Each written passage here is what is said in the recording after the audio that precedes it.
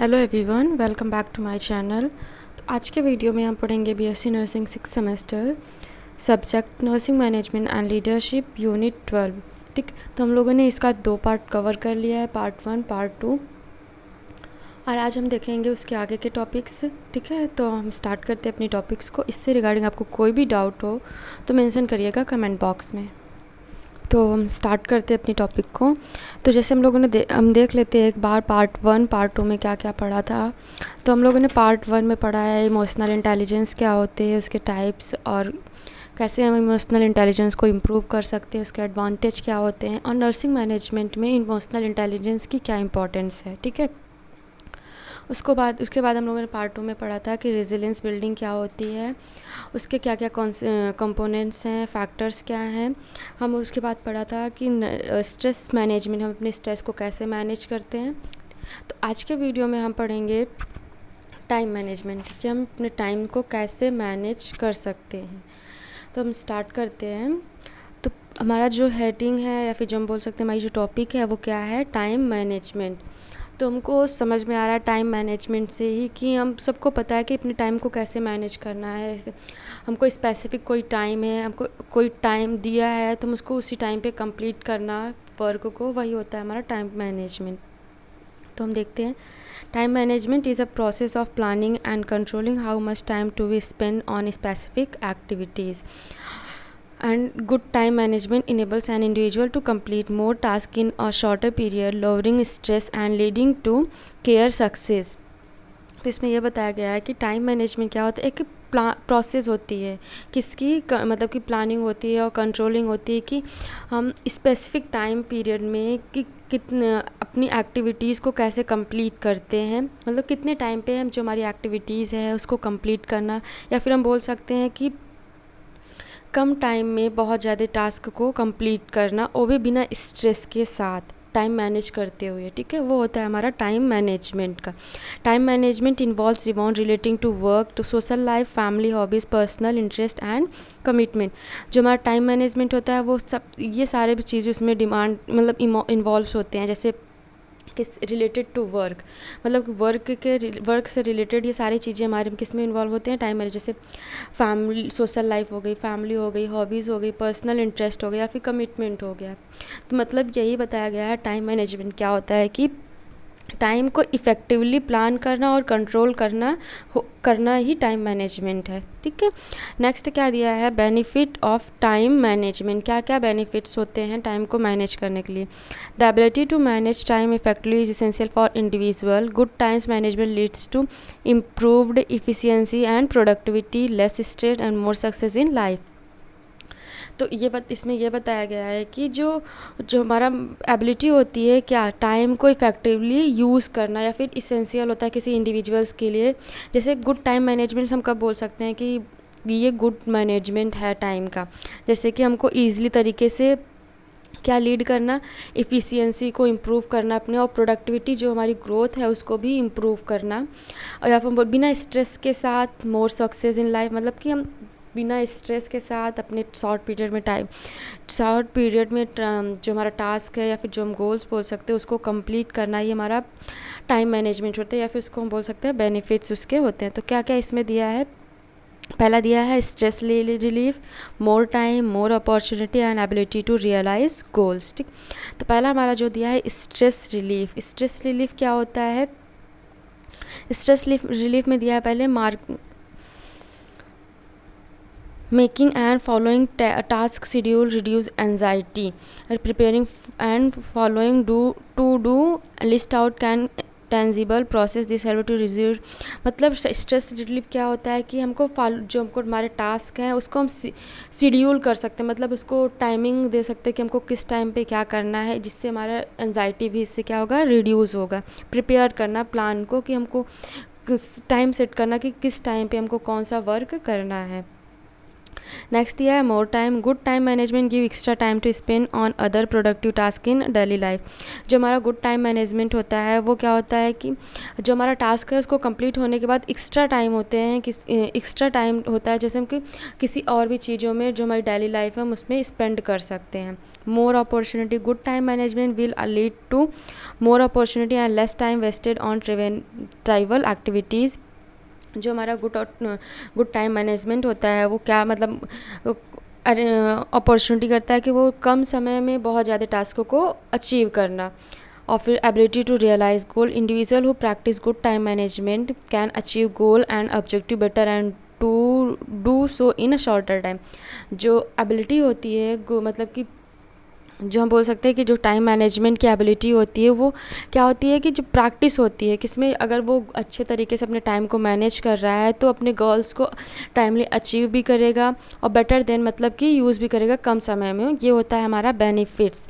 Benefits मतलब हमको कि कम समय में कैसे हम अपने टाइम को यूज़ कर रहे हैं, जिससे कि अगर हम अब शेड्यूल करेंगे, लिस्ट आउट करके रखेंगे कि हमको कौन कौन से टाइमिंग पे क्या करना है, तो उससे हमारे हमको वर्कलोड भी नहीं लगेगा ना, हमको स्ट्रेस होगा कि हमको इतने ज़्यादा वर्क है। ठीक, एग्जांपल में जैसे बेनिफिट्स, अगर हमको कोई असाइनमेंट है या फिर हमारा कोई कॉलेज का वर्क है, अगर हम उसको टाइमली अगर हमको असाइनमेंट मिला है 1 बाय 1 हम उसको करते जाएंगे तो हमको कम लगेगा कि हम वर्क कंप्लीट कर लें। अगर वही हम इकट्ठे करके रख लेंगे तो हमको बहुत ज़्यादा स्ट्रेस लगेगा कि कैसे हम टाइम को मैनेज करें, कितनी जल्दी जल्दी क्या काम करें।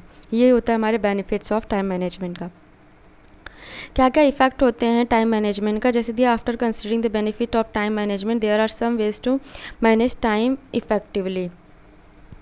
पहले देख लेते हैं क्या है हमारे यहाँ पे सर्कल्स में हमको दिया है इफेक्टिव टाइम मैनेजमेंट। इसमें दिया set goals correctly, prioritize, set a limit time, complete a task, take a break between tasks, organize self, remove non essential task और activities और प्लान ahead। ठीक, तो 1 by 1 हम देखते हैं इसमें क्या है।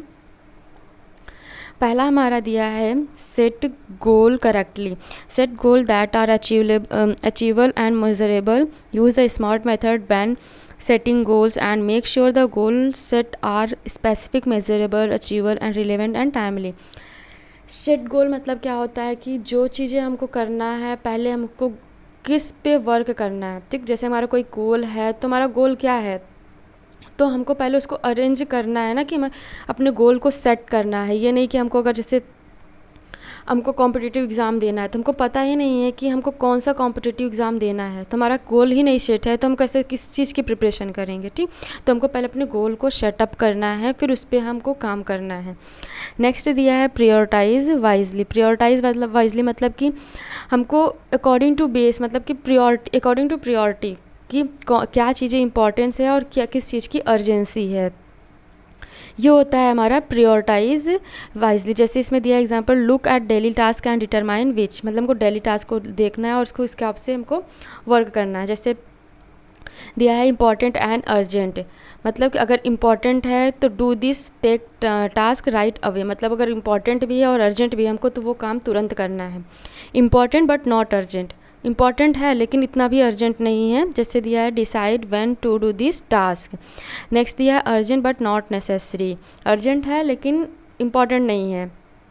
नेक्स्ट है not urgent and not important, तो उसको हमको अवॉइड करना है कि हम उसको बाद में करेंगे।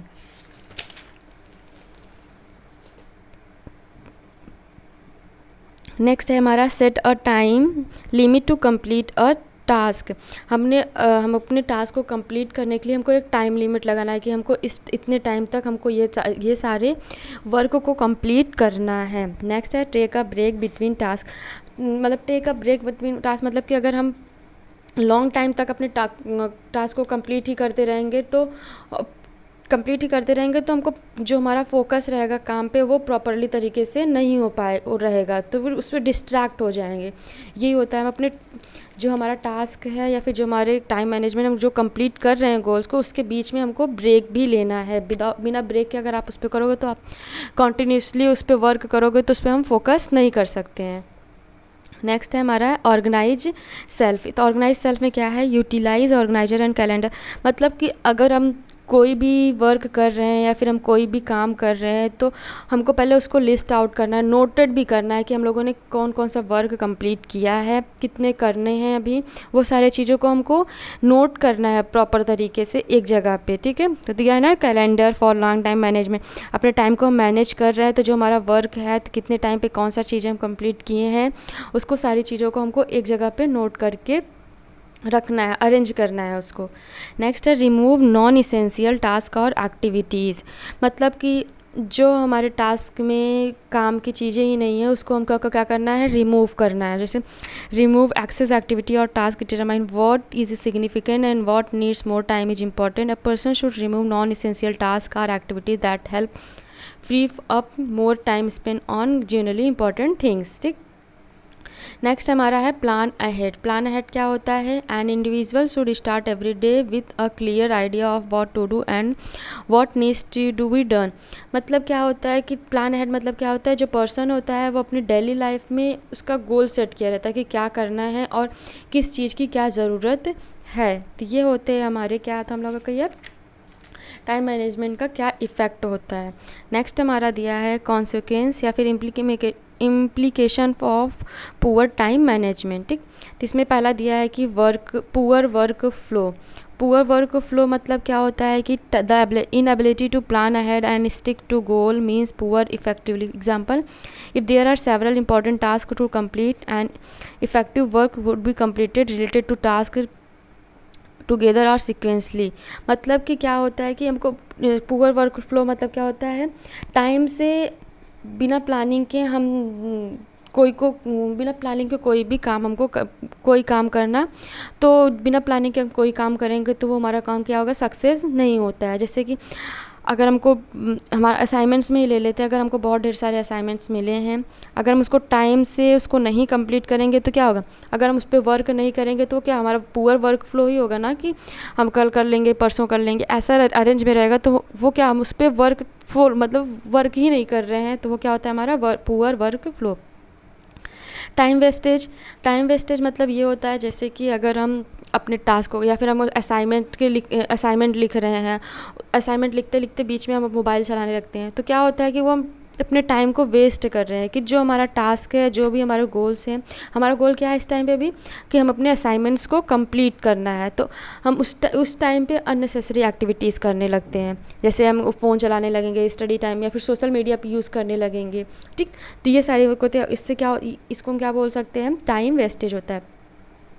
नेक्स्ट है हमारा loss of control. Loss of control में क्या होता है, if individual does not know what the next task is will suffer from a loss of control in life.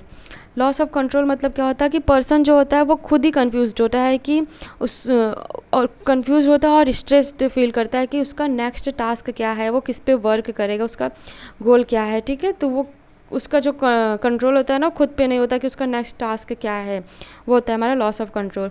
Poor quality of work.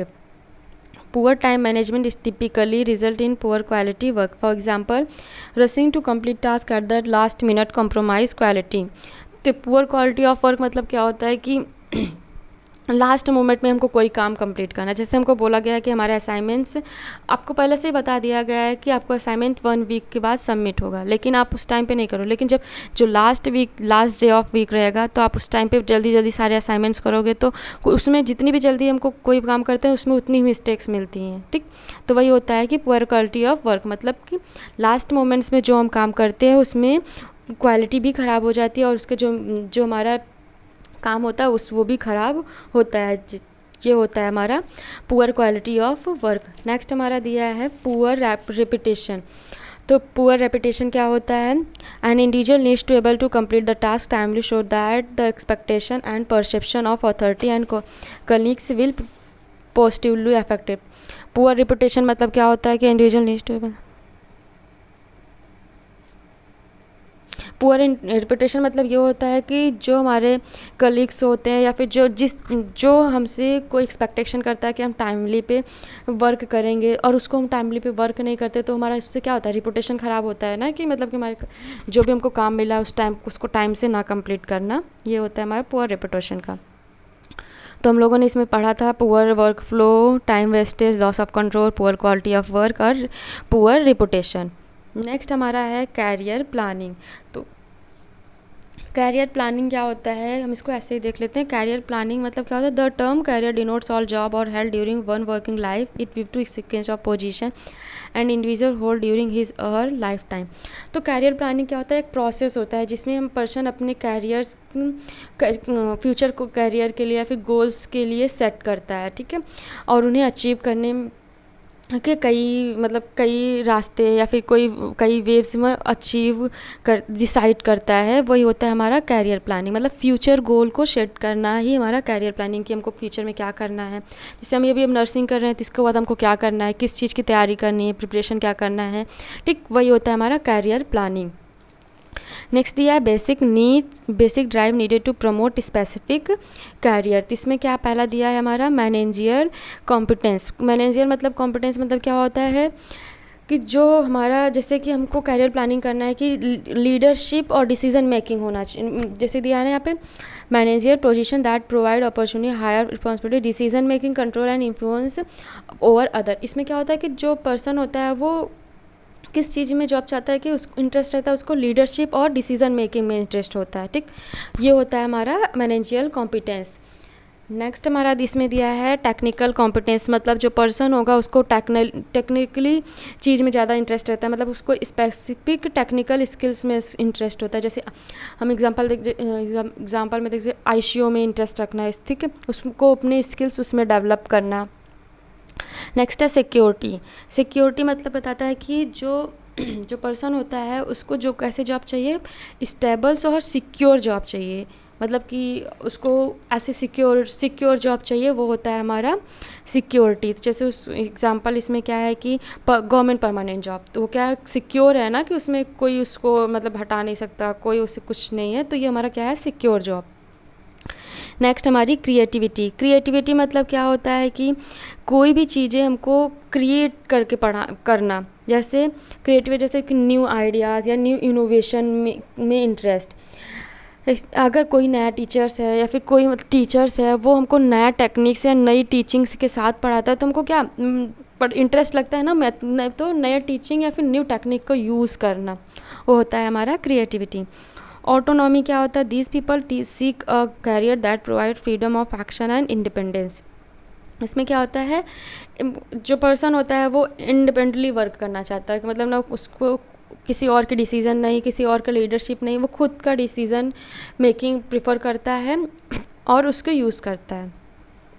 Nature of career planning, इसमें क्या है, process, upward moment, maturity of interest और dynamics. Process क्या होता है कि हमको career को प्लान करने के लिए एक कॉन्टीन्यूस प्रोसेस होता है।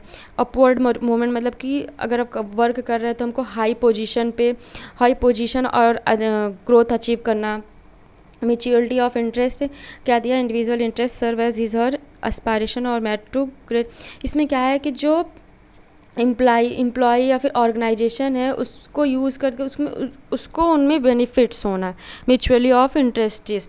और डायनेमिक्स में क्या, career planning is dynamic due to ever changes in environment. मतलब कि अकॉर्डिंग टू इन्वायरमेंट, अगर इन्वायरमेंट हमारा चेंज हुआ तो हमारे उसके हिसाब से कैरियर प्लान भी चेंज होता है। तो ये होता है हमारा objective of career planning.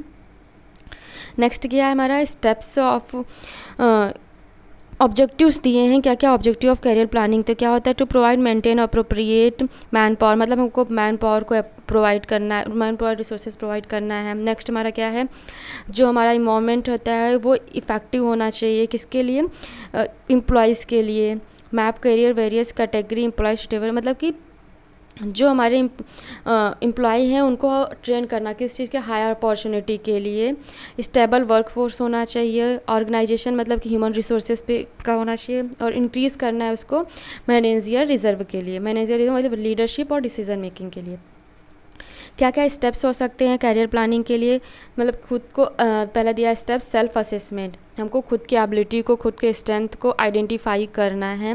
Next हमारा क्या है, गोल को सेट करना है कि हमारे गोल्स क्या है, क्या क्वालिफिकेशन है, क्या हम एक्सपेक्टेशन करते हैं अपनी लाइफ से, वो होता है हमारा गोल सेटिंग्स का।